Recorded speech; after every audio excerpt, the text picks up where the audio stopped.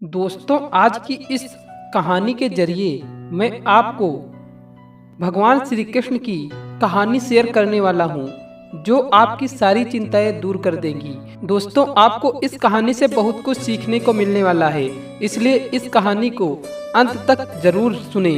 तो बिना समय को गवाएं, चलिए कहानी की शुरुआत करते हैं। लेकिन उससे पहले आप लोगों से हाथ जोड़कर एक विनती है कि इस चैनल को अभी सब्सक्राइब कर लीजिए और इस कहानी को शेयर और लाइक कर दीजिए।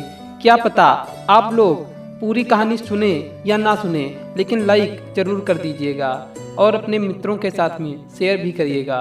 तो बिना समय गंवाए चलिए कहानी की शुरुआत करते हैं। दोस्तों, इस कहानी की शुरुआत होती है एक बिजनेसमैन से, जो अपने बिजनेस को लेकर काफ़ी चिंता किया करता था कि क्या होगा आगे आने वाले कल में और कैसे काम आगे बढ़ेगा और उनके इस व्यवसाय को उनका बच्चा संभाल पाएगा या नहीं। दोस्तों, उस बिजनेसमैन का एक लड़का भी था जो उनसे काफ़ी बार कहता रहता था कि पापा, आप मुझे हमारे इस बिजनेस को संभालने का एक मौका दीजिए, क्योंकि अब मुझे भी बिजनेस करना आ गया है।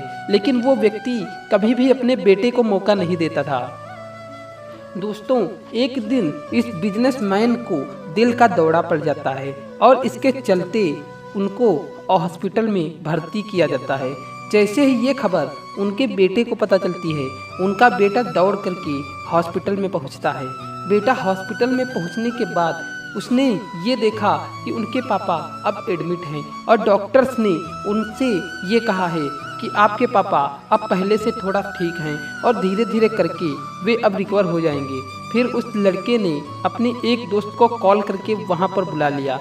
फिर उनका दोस्त वहाँ पर आता है और उनसे पूछता है कि क्या हुआ भाई।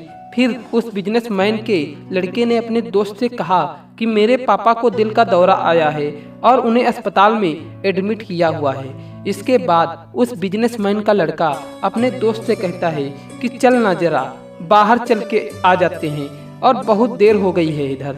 और फिर वो दोनों अस्पताल से बाहर चले जाते हैं। जब वो दोनों अस्पताल से बाहर निकले तब उनको एक आइसक्रीम वाला दिखाई दिया। फिर उस बिजनेसमैन के लड़के ने अपने दोस्त से कहा कि भाई आ जाओ आइसक्रीम खाते हैं। ये बात सुनकर उसका दोस्त थोड़ा चौंकता हुआ है और मन ही मन कहता है कि अरे ये क्या पागलपन है, पापा अंदर भर्ती हैं और ये यहाँ आइसक्रीम खाने की सोच रहा है। फिर उन दोनों ने आइसक्रीम खरीद ली और वे दोनों आइसक्रीम खाने लगे। लेकिन उसका जो दोस्त था ना, उससे ये रहा नहीं गया और उसने अपने दोस्त से पूछ ही लिया कि भाई, मुझे समझ नहीं आ रहा कि तुम्हारे बिजनेस का आगे क्या होगा और तुम्हारे पापा की तबीयत भी ठीक नहीं है और तू यहाँ आइसक्रीम खा रहा है, मुझे कुछ समझ में नहीं आ रहा। फिर ये जो बिजनेसमैन का लड़का था ना, और उसने जो बात कही उसे आप ध्यान से सुनिएगा। उसने अपने मित्र से कहा कि मुझे ये मालूम है कि तू ये सोच रहा होगा कि मेरे पापा एडमिट हैं, यहाँ पर आइसक्रीम चल रही है, मजे चल रहे हैं, पर ऐसा कुछ नहीं है। मैं भगवान श्री कृष्ण का बहुत बड़ा भक्त हूँ और उनकी दो बातें हमेशा अपनी जिंदगी में याद रखता हूँ। पहली बात, जो हम सबको पता है कि काम करना है और फल की चिंता नहीं करनी है, इसलिए जो होगा देखा जाएगा। मैं सिर्फ अपने काम पर ही फोकस करूंगा और फिर बिजनेस भी अच्छा चलेगा। दूसरी बात, वो लड़का अपने दोस्त से कहता है कि मैं तुम्हें भगवान श्री कृष्ण की कहानी सुनाता हूँ, जो तुम्हें दूसरी बात क्या है वो अच्छी तरह से समझ जाएगी। भगवान श्री कृष्ण की जो पत्नी थी, जिनका नाम रुक्मिणी था, उनको पहला बेटा हुआ। उनका नाम प्रद्युम्न रखा गया और प्रद्युम्न के जन्म के 10 दिन पश्चात ही प्रद्युम्न का अपहरण हो गया। प्रद्युम्न के अपहरण के कारण रुक्मिणी नाराज और उदास रहने लगी कि क्या होगा।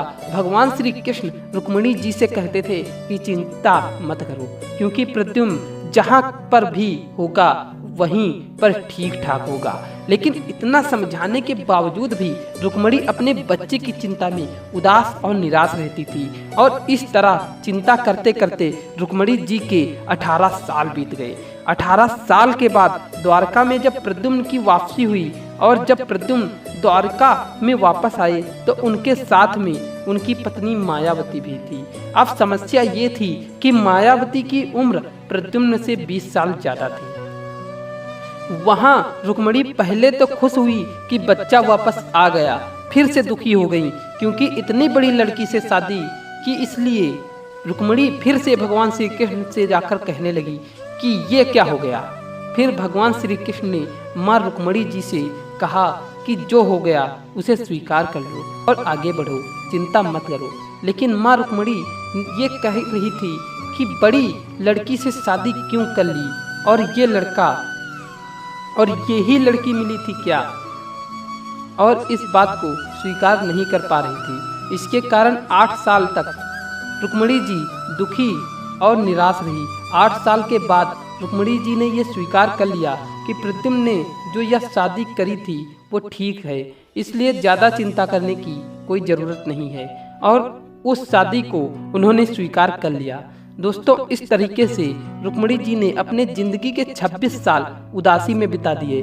इस कहानी को खत्म करते हुए वो लड़का अपने दोस्त से बोला कि मैंने अब स्वीकार करना सीख लिया है, क्योंकि भगवान श्री कृष्ण जी कहते हैं कि जो हो रहा है उसे स्वीकार कर लो, जिंदगी अपने आप सहज हो जाएगी।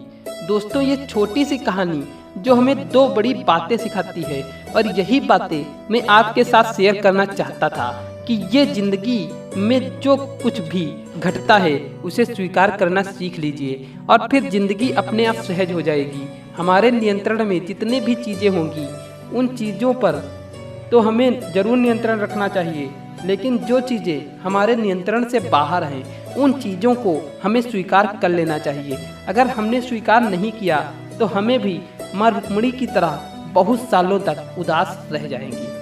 दोस्तों, आज की यह कहानी आपको कैसी लगी और आपको इस कहानी से क्या सीखने को मिला, ये हमें नीचे कमेंट बॉक्स में कमेंट करके ज़रूर बताइएगा।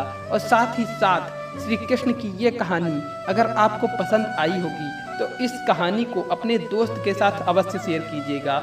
और जो कोई भी भगवान श्री कृष्ण को अपना परम पिता मानता है वह इस चैनल को जरूर सब्सक्राइब करेगा और वीडियो को लाइक भी करेगा। मिलते हैं आपसे अगली वीडियो में, तब तक के लिए जय श्री कृष्ण।